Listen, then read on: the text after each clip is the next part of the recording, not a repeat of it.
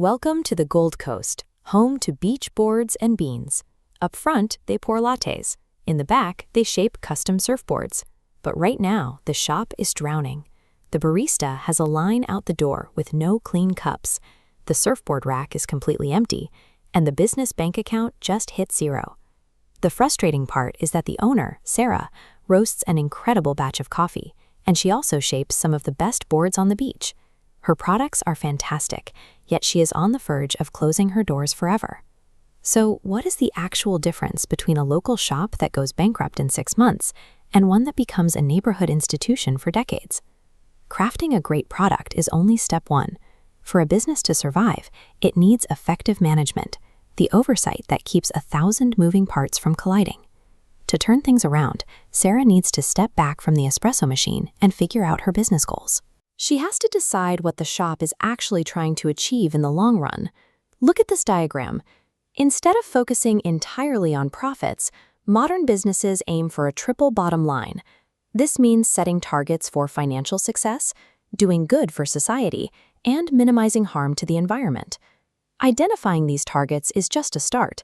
Sarah has to actually apply specific management skills to reach them. First, she needs vision to see where the business should be in 5 years. Next, she needs strategic thinking to map out the exact steps to get there.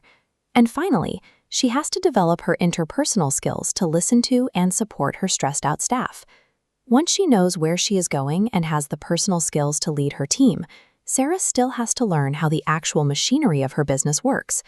Every business, from a beachside cafe to a global tech giant, is powered by 4 main engines.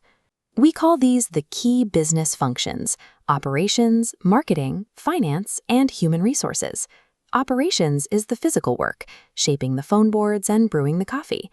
Marketing is the work of figuring out exactly what local surfers want to buy and convincing them to visit the shop.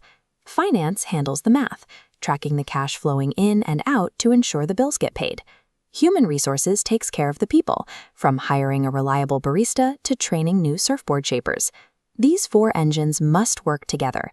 In the HSC syllabus, we call this interdependence. If one gear slips, the entire machine grinds to a halt. Imagine Sarah's marketing team runs a massive half-price surfboard sale. If finance didn't budget for the discount and operations didn't build enough boards, the whole system breaks down. A manager's daily job is checking these gears, keeping operations, marketing, finance, and HR communicating so the machine keeps moving forward. Now that Sarah understands her business engines, she has to figure out the best way to command them.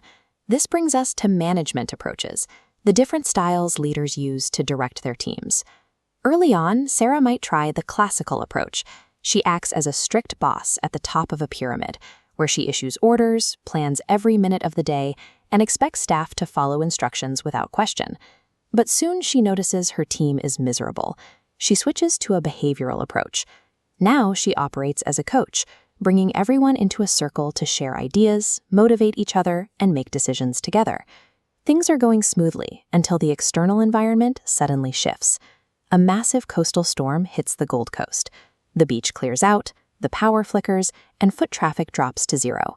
Sarah cannot rely on a strict long-term plan, and she does not have time for a group brainstorming circle.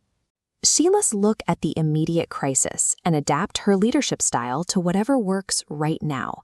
This is the contingency approach. There is no single perfect way to lead a team.